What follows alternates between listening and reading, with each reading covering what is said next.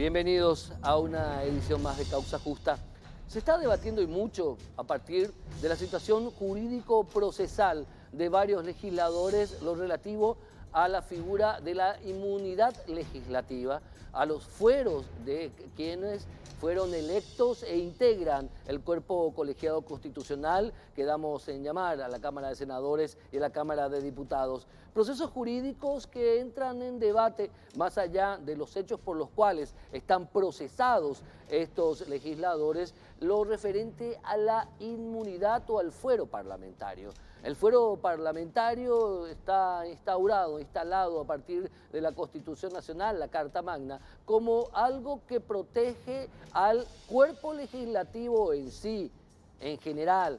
También protege en general la labor del legislador, la labor de aquel que con la representación del pueblo o llevando sobre sí la representación del pueblo debe asumir la categoría de eso, de representante de los intereses del pueblo. Es por eso que la inmunidad y los fueros parlamentarios están establecidos como una garantía para que ese legislador pueda cumplir su labor constitucional en tiempo y en forma, sin ningún tipo de traba que sea o que vaya más allá de las propias prerrogativas o de las propias reglamentaciones que hacen a su respectiva tarea. Pero hay que dejar en claro lo siguiente: el fuero parlamentario, la inmunidad, no da impunidad.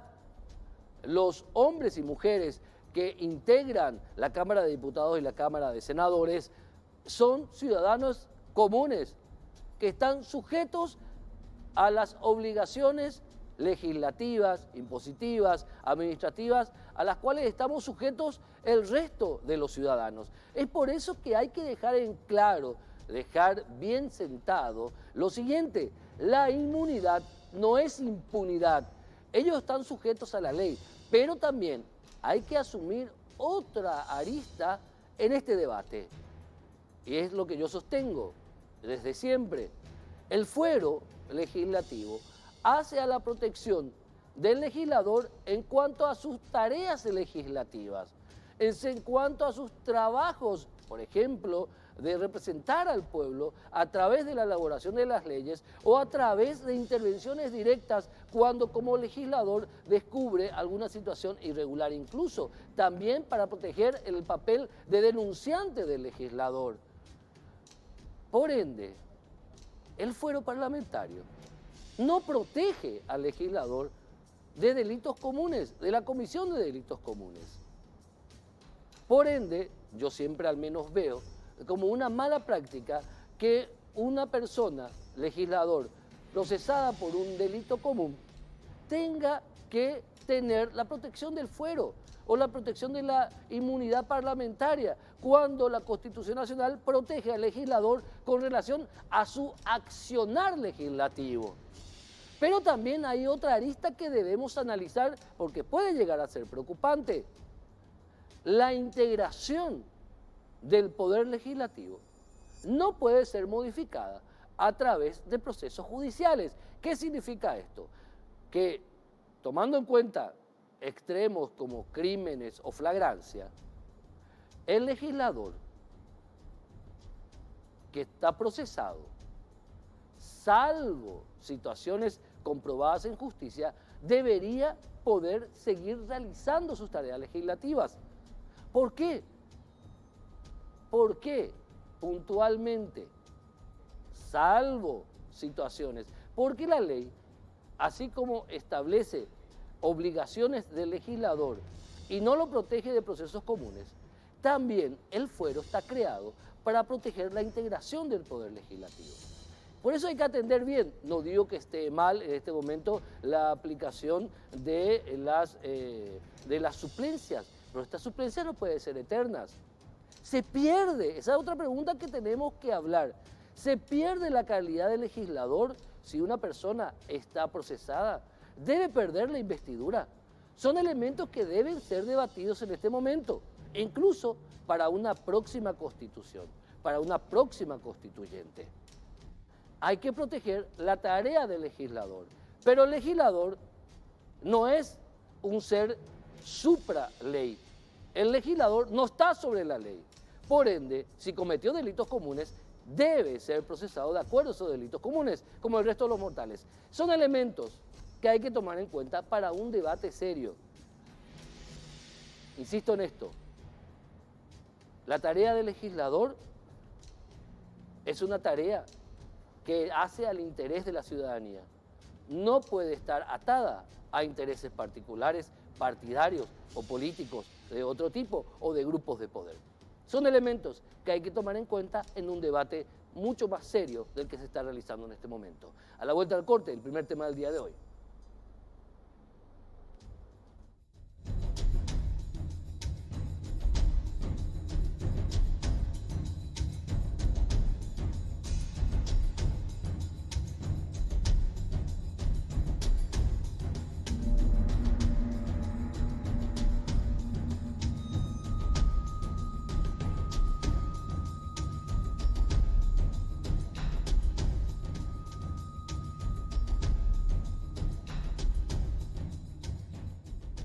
Bueno, el primer tema del día de hoy lo anunciábamos en los avances del programa. En julio del 2018, Villarrica, la capital, fue escenario de un hecho deleznable, de un asesinato cobarde, de un asesinato que no tiene explicación hasta ahora. Un joven padre de familia, de tres criaturas, perdía la vida a balazos. Un hombre trabajador, un hombre que se esforzaba por proteger a su familia, a sus queridos. Este caso llega ahora a la instancia de juicio oral y público. Hoy contamos y tenemos en testimonio y la presencia del papá de Richard David Paniagua, de su papá que viene hoy a decir, a recordar a su hijo y a pedir justicia. Y también nos acompaña el abogado querellante en esta causa. Nos acompañan, por un lado, el señor Rumildo Paniagua, papá de Richard David, y también el abogado querellante Julio Fernández. Gracias a ambos por estar presentes. Quiero comenzar con don Rumildo, ¿sí? Antes que nada, te quiero agradecer por el testimonio valiente y por, digamos, enfrentar ese dolor que significa perder a un hijo, pero perderlo como lo perdiste vos. Contar un poco esta historia que ha cambiado la historia de tu familia, pero terriblemente desde aquel julio del 2018. Así mismo es, realmente nuestra familia ha cambiado el rumbo, nos ha tumbado, nos ha realmente derribado este hecho, porque no merecemos esto.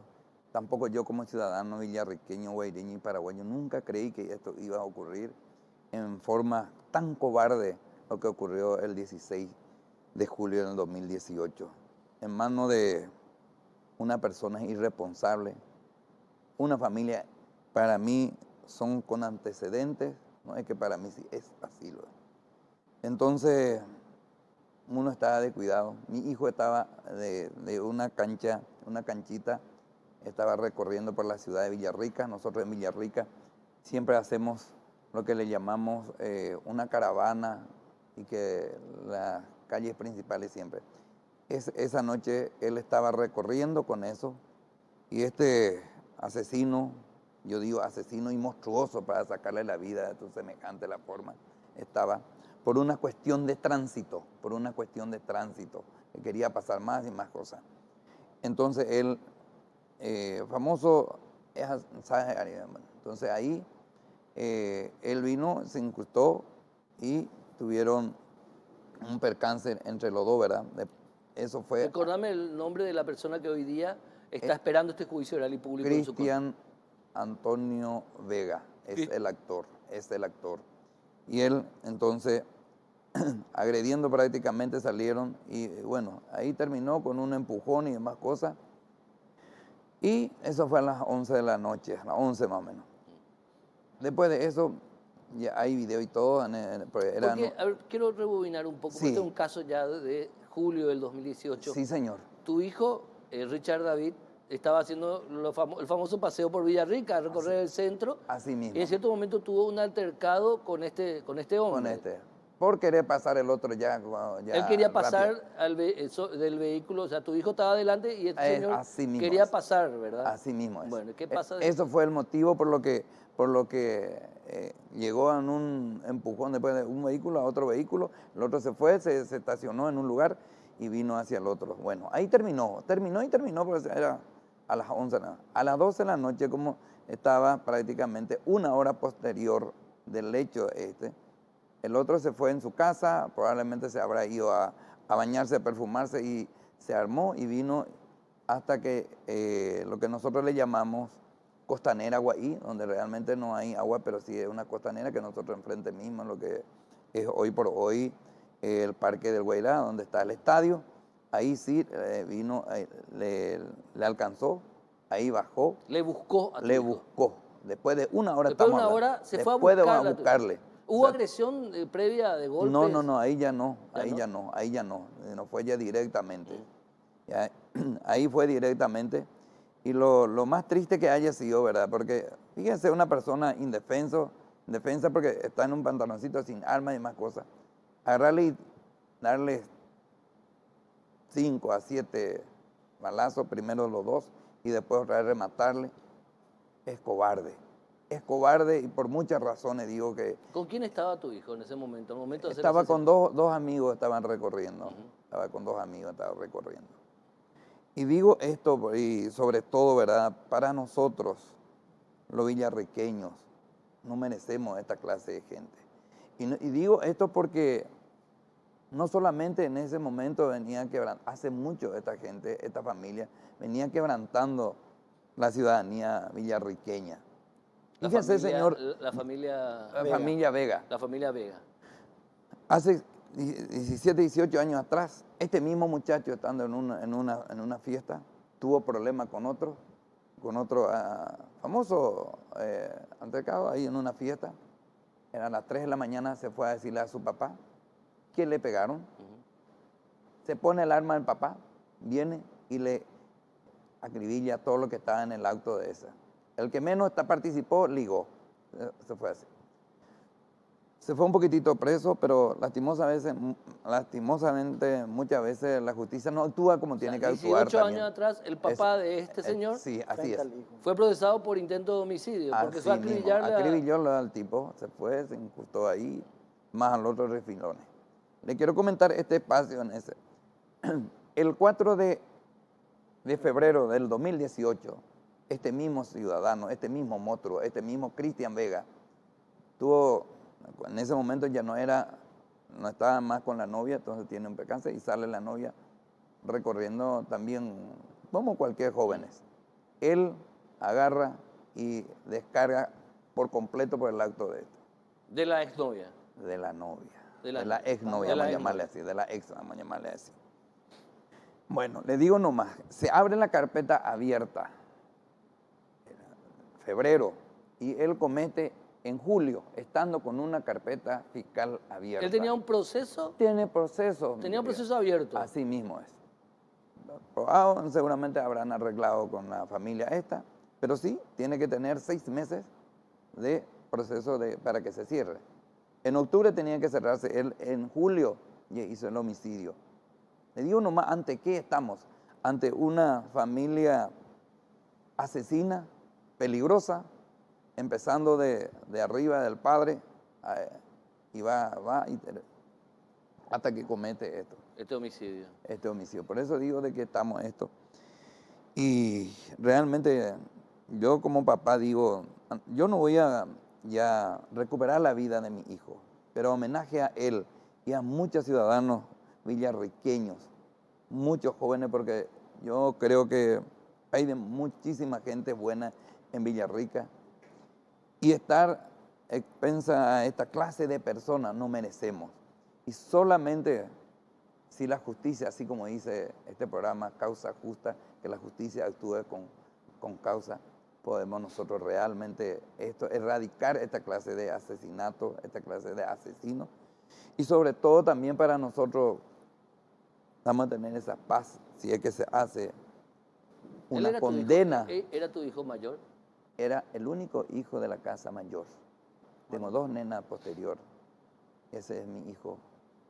Era tu hijo, era tu Primer hijo, era tu único varón. mi único varón. Mi único varón, Tu mi querido primogénito. amigo. Así mismo es. Y a él, así te lo quitaron. Así me lo sacaron, mis queridos amigos. Y mira que esto, no sé, puede, un alivio a nosotros puede venirnos solamente encontrando justicia.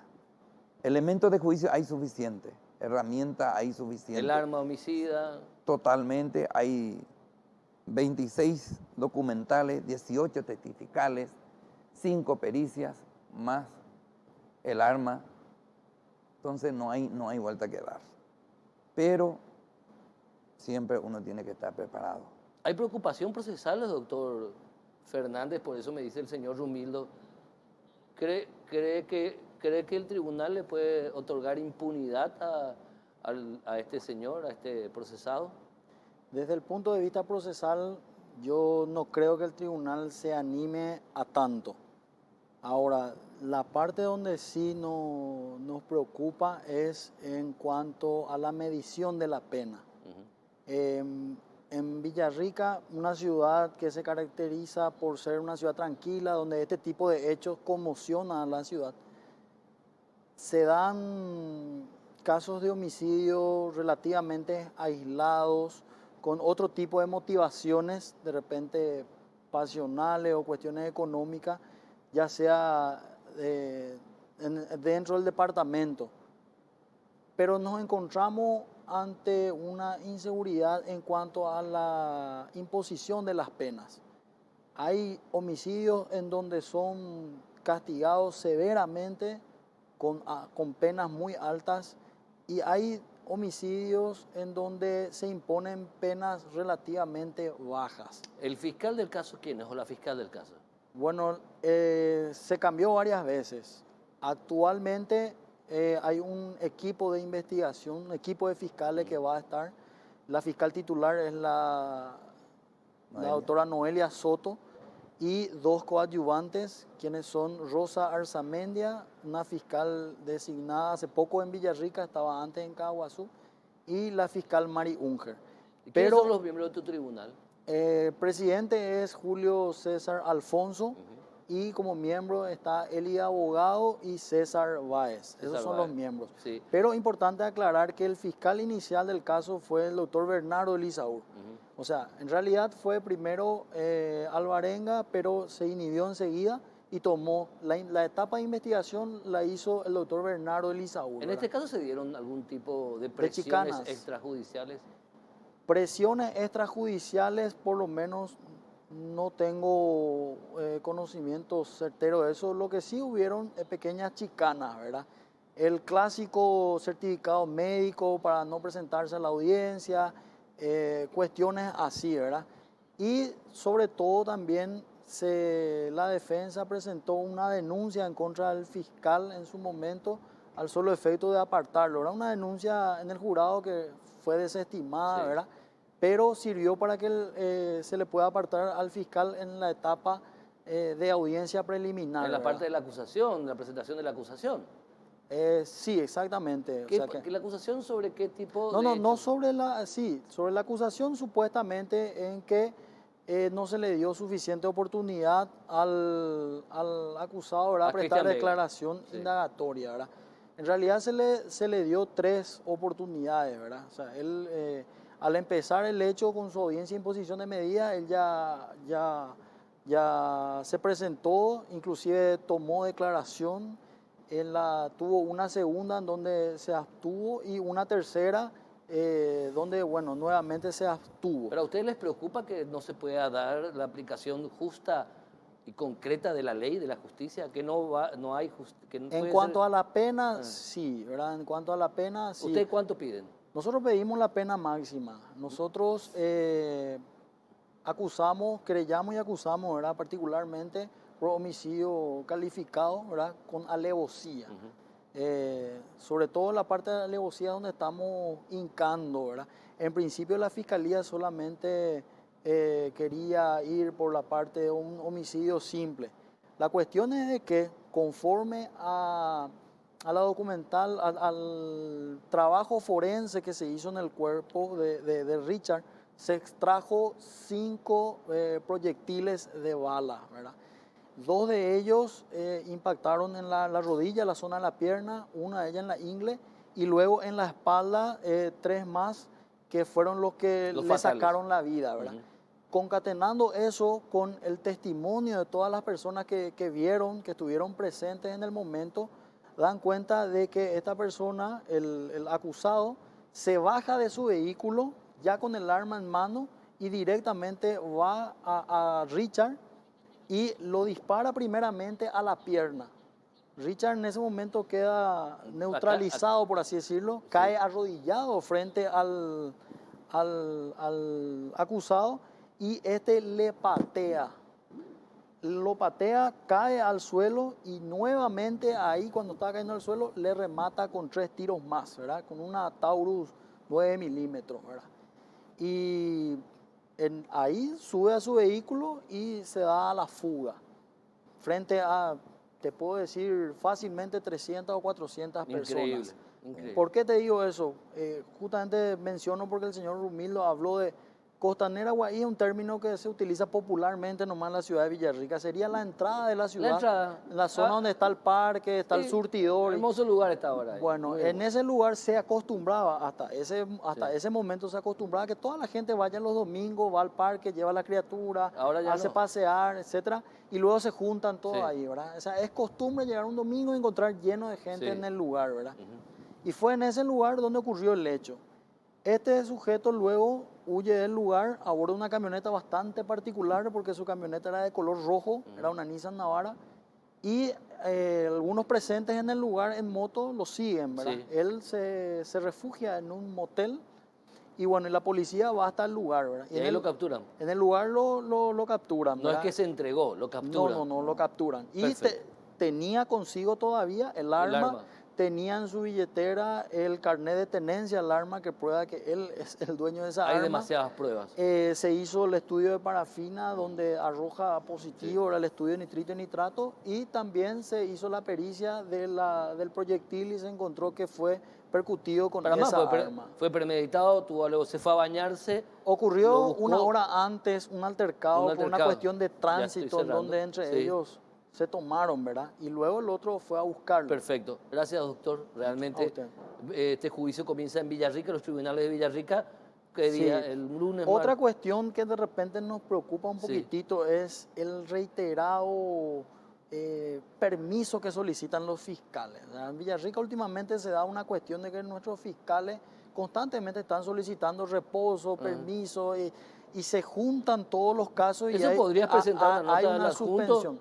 al fiscal Eso adjunto? hicimos, Hicieron justamente eso. hicimos eso la semana pasada y Para que no el se fiscal suspenda el adjunto juicio. por eso es que designó otros fiscales coadyuvantes porque nuevamente estamos Muy con bien. pedidos de permiso de fiscales Mucho. y uno de repente, no quiero decir que se entiende, pero es de repente costumbre que la defensa sea la que provoque tengo que una cerrar, suspensión, tengo que pero en cerrar. este caso se da a partir de la misma fiscalía. Gracias, doctor Julio Fernández. 30 segundos. Sí. 30 segundos. Es muy difícil hablar con una persona que ha tenido esta pérdida porque no es natural que un papá entierre a un hijo. ¿Qué puedes decir a la ciudadanía? ¿Qué puedes decir a los tribunales de Villarrica, al Poder Judicial, don Rumildo? Al Poder Judicial principalmente le digo de que tenga la suficientemente valentía y coraje para que realmente actúe con justicia, porque la única forma nosotros vamos a tener ese alivio, vamos a tener esa paz y también vamos a transmitirle paz a la ciudadanía villarriqueña, a nuestros conciudadanos que realmente están en peligro con esa condición. Y tiene que ser una condena ejemplar, tiene que ser una condena máxima, hasta yo diría con medidas de seguridad, porque esta gente son peligro. Y muchísimas gracias, Héctor, por esta oportunidad que me da. Y Dios quiera que realmente se haga justicia, esperemos eso. Yo confío en la justicia también, en esa gente que está en esos tribunales, esperemos que sea así. Gracias, don Rumildo Paniagua, por tu testimonio. Doctor Julio Fernández, gracias. Y vamos a ver por la invitación. cómo se inicia y termina este proceso judicial. A la vuelta del corte, vamos a hablar de una figura que está más presente que lo que uno cree. al momento de pedir un trabajo, de presentarse a una entrevista de trabajo o cuando uno está en el trabajo, el acoso laboral. Vamos a hablar con una persona que hoy está haciendo mucho por el empleo en el Paraguay. A la vuelta del corte.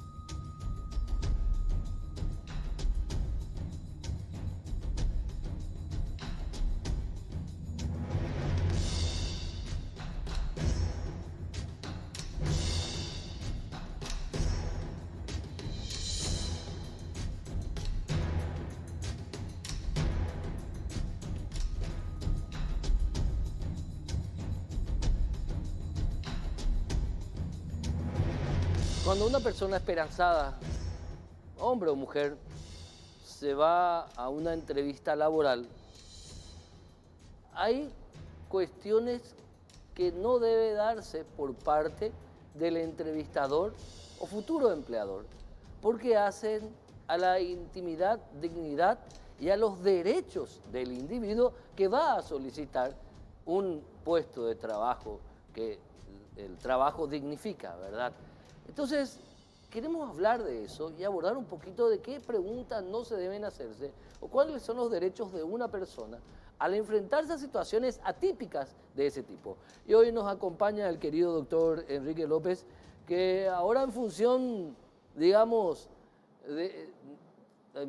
dentro de un partido político está haciendo lo que estaba haciendo antes como director de trabajo. Hola Enrique, ¿cómo estás, querido? Bienvenido. Muchas gracias, Héctor. Efectivamente, es un tema muy delicado, ¿verdad? Pero es un tema que hay que tratarlo. En las entrevistas hay acoso laboral. Hoy lo dijiste bien, en su mayoría mujeres, pero hay hombres también que sufren esto. Y lo que más queremos es, a través de este tiempo que vos cedes, de que ellas y también ellos, ¿verdad?, sepan los derechos, sepan que esto puede ocurrir, que estén preparados. Y lo más importante y resaltante es que su dignidad no se vende.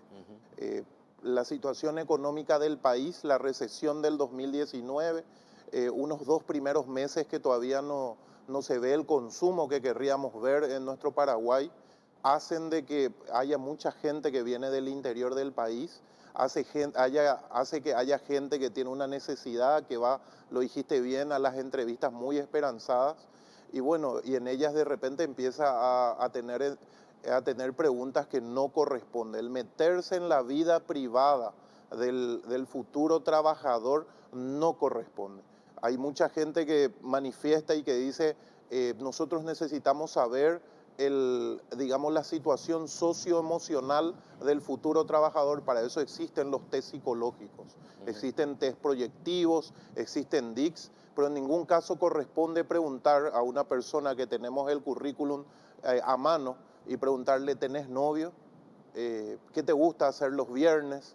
Evidentemente la señorita o la señora que está enfrente se da cuenta de con qué tipo de intención se da, y nosotros alentamos que ante estas situaciones inmediatamente se levante cuando hay un juego de palabras que toca la intimidad, de que esa mujer se levante, ¿verdad? Que le diga, disculpe señor, pero estas preguntas que me está haciendo no corresponden. De acuerdo a tu experiencia empírica, obviamente, que tiene que ver con los miles de trabajos que le conseguiste a miles de paraguayos en estos 3 años o más de 3 años que estás en esta parte profesional de tu vida. ¿Cuáles son las preguntas más comunes y que obedecen a esa dinámica indigna o hasta irregular o ilegal incluso? ¿Cuáles son las preguntas más comunes? Bueno, ¿tenés novio? Es una de ellas, ¿verdad? ¿Qué te gusta hacer en los fines de semana? ¿Cómo pasás tus fines de semana? ¿Verdad? ¿Te gustaría tener una relación estable? Eso, sos de mucho salir. Eso es tocar tu vida privada. Yo he visto una vez un protocolo de contrato a una persona postulante, creo que en el Twitter se publicó, de una pregunta era, ¿crees que en este momento estás embarazada? ¿Eso es correcto que esté en un documento formulario de propuesta laboral?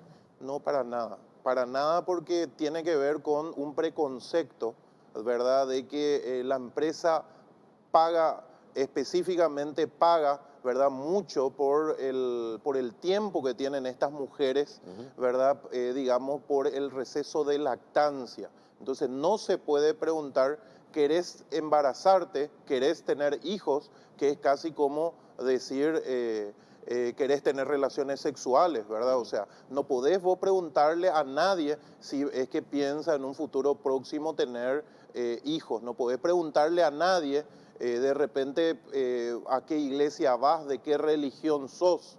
Eso no corresponde, no mide tu capacidad de desempeño laboral y llega a poner algo en tela ahí encima de la mesa y que se llama discriminación. No te pueden discriminar por querer tener hijos en un futuro cercano. No te pueden discriminar por no ser la religión del dueño de la empresa. No te pueden discriminar porque no aceptás salir con el jefe. Y acá, Héctor, hay que ser mucho más duro, porque así como lo dijiste, cuando yo levantaba esto en redes sociales, venían las respuestas e inclusive venían scream, ¿verdad?, de mensajes.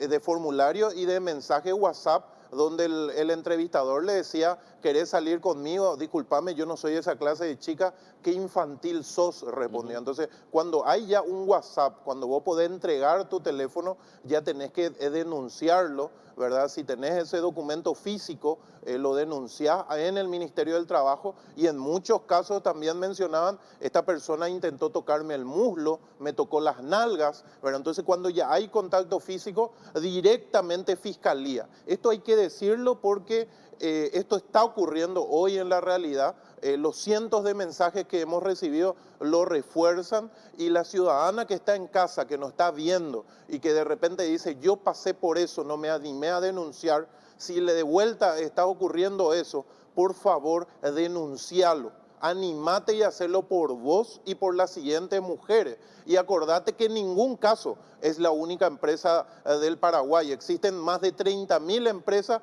y si una empresa, porque se me acercaba una señorita, ¿verdad?, en un shopping, me contaba su historia y me decía, señor, me contó, hubo inclusive, ya no un acoso, sino que hubo inclusive se propasó este jefe, ¿verdad? Ella le denunció en la fiscalía, pero dice, yo no pensé que iba a llegar a tanto, ¿verdad? Entonces, ella dice, en la entrevista ya me empezó a indagar si me gustaba salir, si tenía novio, y bueno, yo ahí no paré. Después insistió en una ocasión, una reunión que estuvimos solos, hasta me intentó manosear. A la gran 7. Entonces, eso es lo que ocurre. Increíble cómo actúan ciertos hombres. Es increíble, y mira también cómo actúan ciertas mujeres. Cuando levantábamos esto, algunas mujeres decían, así nomás es el hombre paraguayo.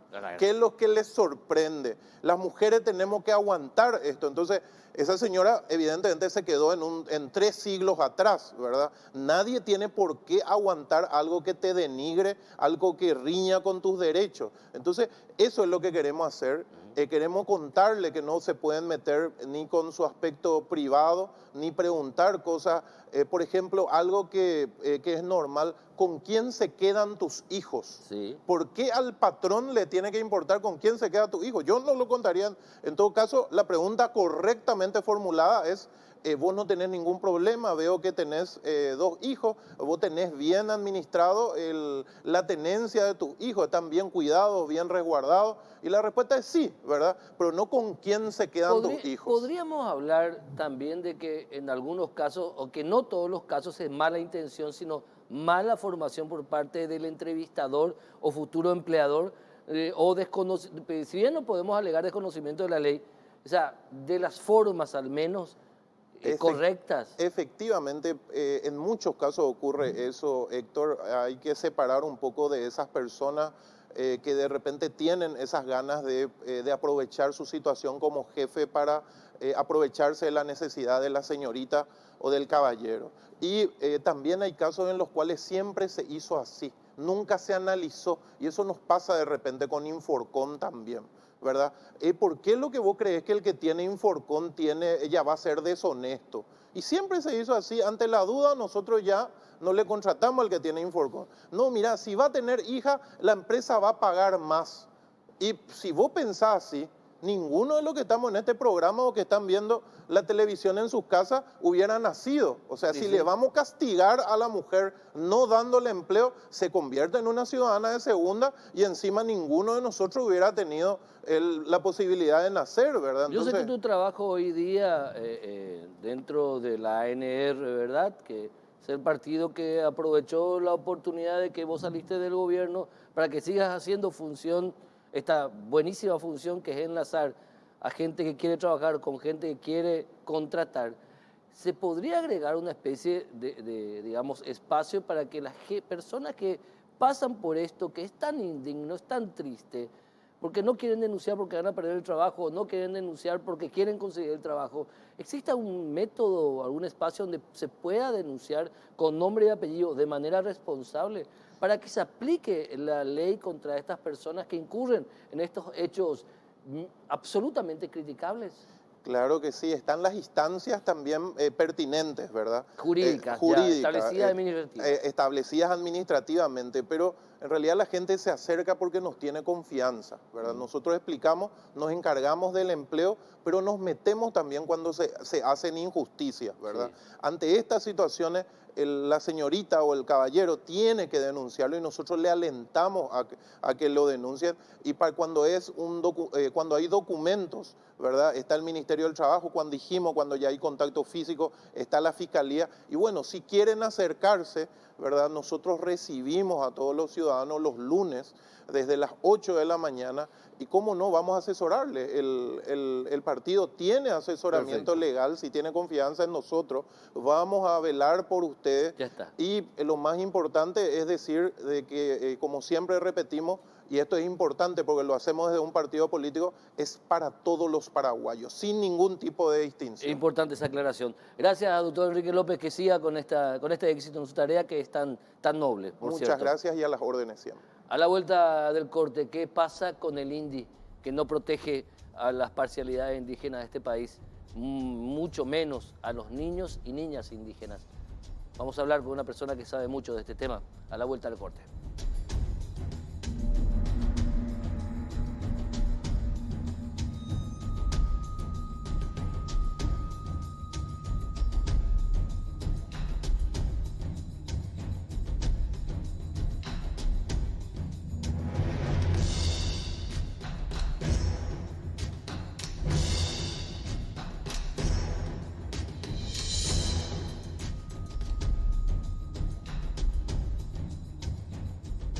El Ministerio de la Defensa Pública, a través de la defensora de la niñez, la doctora Bettina Obando, planteó una medida ante los estrados judiciales en contra del INDI, atendiendo la situación de indefensión que se ha denotado aún mucho más en estos últimos días, en especial tomando en cuenta los casos incluso de homicidios que sufrieron integrantes de parcialidades indígenas acá en la capital del país. Doctora Bettina Obando, gracias por estar con nosotros, señora, bienvenida.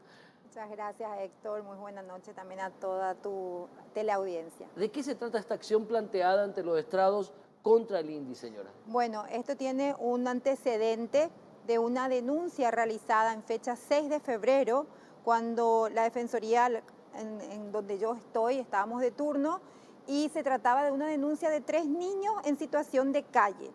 La denunciante había referido que había llamado ya a las 6:30 más o menos de la mañana al 147, el servicio de Fono Ayuda, y cuando vuelve a pasar por esa intersección de Artigas y General Santos, se percatan que siguen ahí los chicos 6 horas después. Entonces ahí llama a las oficinas de la Defensa Pública y pone eso como una denuncia urgente.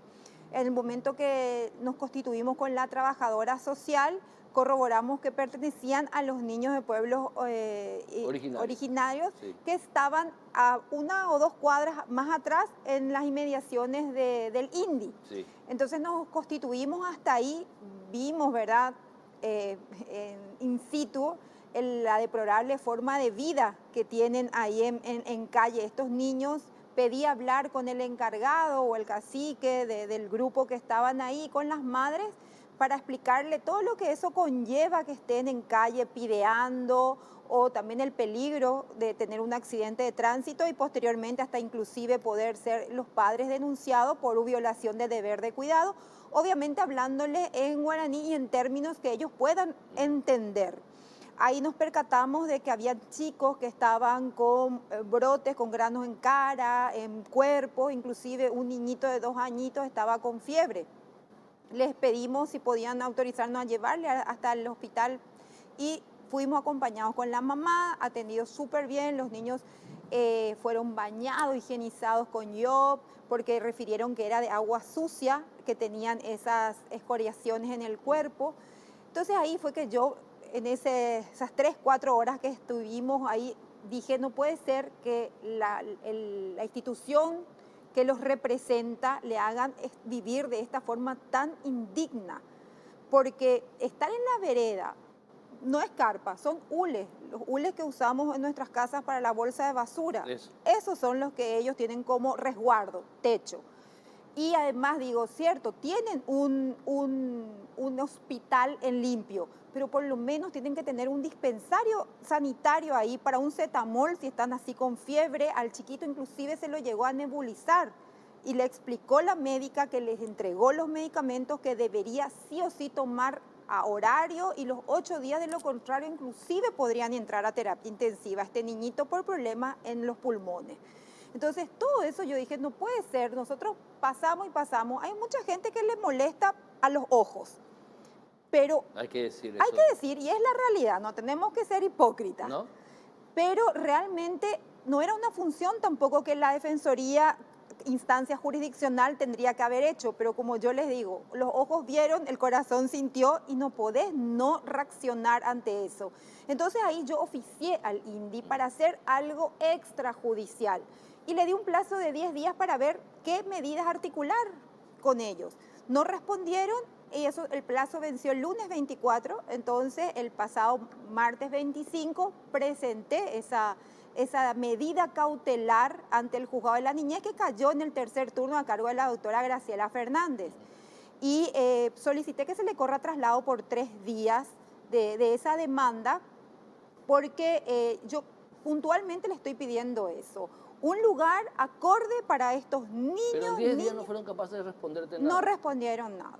Nada, no respondieron. ¿Y se hizo el seguimiento de la situación de ese niño de 2 años en especial? Ellos esa tarde, cuando yo les volví a llevar hasta ese lugar, estaban esperando ya un camión porque ellos hacían 15 días estaban apostados y ya retornaban a sus comunidades. Eran 2 grupos, uno de Guairá y otro de Caguazú. Sí. Entonces, yo en la medida cautelar no estoy individualizando Pedrito, Juan o María. Yo le digo todos los niños porque todos sabemos que son grupos que vienen 3 días, 5 días, 10 días, 15 días. Porque era un cuartel, ahí hay lugares, es enorme. Y tendría que haber, además, como yo digo, es una cosa, yo no le estoy diciendo, hace todo vos del presupuesto del INDI, pero es articular acciones con la Secretaría de la Niñez, con el Ministerio de la Mujer, claro, porque también había madres o había mujeres embarazadas por primera vez que yo les preguntaba de cuánto están y no sabían, o sea, no tienen ningún control prenatal. Y si ya están apostados... Así condenamos a miles de paraguayos y paraguayas. Exactamente. Nadie dice que no respetemos sus culturas, sus tradiciones, pero una vida digna es para todos. Claro. No porque tienen tradiciones, los tenemos que condenar a la mendicidad, los tenemos que condenar a que estén apartados digamos, de la vida económicamente activa, que no puedan tener empresas, que no puedan tener comercio, que no puedan tener tierras. Es muy famoso el caso de una parcialidad indígena que a través de su hoy abuelo se dedican a la producción de soja. Claro. Yo no me acuerdo bien si es en Caguazú donde están, pero sus hijos se fueron al exterior a estudiar. Ellos tienen todo el derecho del mundo de tener el acceso a todo lo que nosotros tenemos acceso, no porque porque eso es lo que yo debato mucho, porque hay toda una política, incluso estatal, jurídica, que dice a ellos hay que mantenerlos así porque es su cultura. Yo y creo eso que es Yo creo que darle una vida digna no va por encima de lo que es o no es respetar su cultura. Para eso, gracias a Dios, nosotros desde el Ministerio de la Defensa Pública contamos con una antropóloga que cuando tenemos casos con grupos originarios, nosotros ya le presentamos para que ella nos digan cómo Tiene tratar, que ser así, cómo todo. Pero siempre y cuando no esté en peligro ni la dignidad, ni la vida, ni la salud, que son derechos fundamentales de todo y cualquier ser humano. No pueden estar condenados a la marginalidad social y económica de que están condenados ellos. ¿Por qué? Tienen todo el derecho del mundo de todo. Había una señora, Héctor, que estaba esperando su 10º hijo. 10º hijo. Su 10º hijo, y ella no sabía para cuándo era, estaba grande y justamente era la mamá del niñito de 2 años. Entonces, imagínate. Es una cosa que dentro de lo que es su cultura, hablarle con el tema de la salud sexual reproductiva responsable. Porque es que espera, en las parcialidades indígenas hay un sometimiento al cacique, al hombre, totalmente. Increíblemente por terrible. eso cuando yo acudí, pedí hablar con el encargado del grupo, porque nosotros sabemos que todo lo que ellos, si vos ves una mujer embarazada en calle pideando o con un bebé en brazos, yo te aseguro que es que su cacique está. Ellos jamás van a hacer algo sin autorización. Su cacique está a la vuelta. Exactamente. Sentado tomando tereré o tomando caña. Exactamente. Por eso es que dentro de todo se respeta siempre eso. Pero ¿qué contempla finalmente, qué contempla esta medida cautelar? Esta medida contempla, y te soy honesta, voy a hacerle el seguimiento porque voy a pedir que nos sentemos a hablar. Ya llegamos luego tarde a esta instancia, el lunes el martes amanecimos también con el hecho de esta niña, ¿verdad? Entonces, asesinada terriblemente. Así mismo, entonces es todos los componentes, sentarnos a hablar y cada uno hacer su parte. Pero ¿quién tiene que articular esto? El INDI. El INDI. Yo no puedo llamarle y decirle, vení un ratito, vamos a hacer esto. No, de él tiene que partir. Ya no partió de él, entonces ahora la justicia, espero que le obligue a tomar cartas en el asunto. ¿Quién es la juez? La doctora Graciela Fernández. Ah, Graciela Fernández, la Así doctora, mismo. sí. Entonces ella como jueza de la niñez le va a obligar, le tiene que obligar al INDI a hacer algo. A tomar las medidas, si es que hace, como le pido, es que en el lugar de donde está el predio del INDI hoy, tengan un dispensario médico, aunque sea con una enfermera, para esos casos. Verle a los niños que están llegando, a ver si están con fiebre, si tienen algún tipo de enfermedad, el peso, control. Hay chicos que ya tienen cierta edad y están por debajo del peso. Entonces, ciertamente ellos se van, pero por lo menos que vean que cuando ellos vienen a la institución que los representa, que los aglutina, que no estén tirados en la calle, no estén tirados en una vereda. No puede estar tirado esa pobre gente. Cuando yo llegué a ese lugar, no pueden estar Héctor, más condenadas en pleno siglo XXI. Cuando llegué a ese lugar, Héctor, miré y dije, nuestras mascotas en nuestras casas viven mejor. Viven mejor. Nuestras mascotas en nuestras casas tienen un mejor lugar donde dormir. Sí. Es indignante, no podemos seguir condenando a tantas familias de compatriotas. Y si esto no cumple, y llevamos a instancias internacionales, puede haber otra sanción al Estado paraguayo. Una más. Una más. Por una falta de política correcta. Estatal. Ni siquiera tiene que ver con el gobierno actual de Mario Abdo Benítez. Esto venimos arrastrando eternamente. Cuando le hemos echado de sus lugares naturales, cuando le hemos dado el lugar que merecen, cuando le hemos negado incluso la participación política, cuando le hemos negado educación y salud de calidad. Nosotros como ciudadanos que miramos para otro lado porque el indígena nos asquea, porque vamos a dejar de ser hipócritas, nos asquea verle a ese indígena, ¿qué hace ahí? Nos asquea, vamos a dejar de ser hipócritas, no nos importa. Cuando nos piden una moneda, ni le miramos cuando le damos una moneda. Así somos los paraguayos, no nos importan los otros, en una gran mayoría así somos. Hay que dejar de ser hipócritas, digo nomás, porque es indignante, es una cuestión. Culturalmente estamos condenando a la eterna marginalidad a miles de compatriotas paraguayos. Tienen igual derecho que nosotros. Doctora Betina Obando, ojalá que avance y con el apoyo del Ministerio de la Muchas Defensa gracias. Pública, la doctora Lorena Segovia, Así ustedes mismo. siguen haciendo patria. Así Siguen mismo. haciendo patria. Muchas gracias, Dale, Héctor. doctora Betina Obando. Bueno, nos vamos el domingo. Nos volvemos a encontrar con una edición más de Causa Justa. Éxitos. Gracias.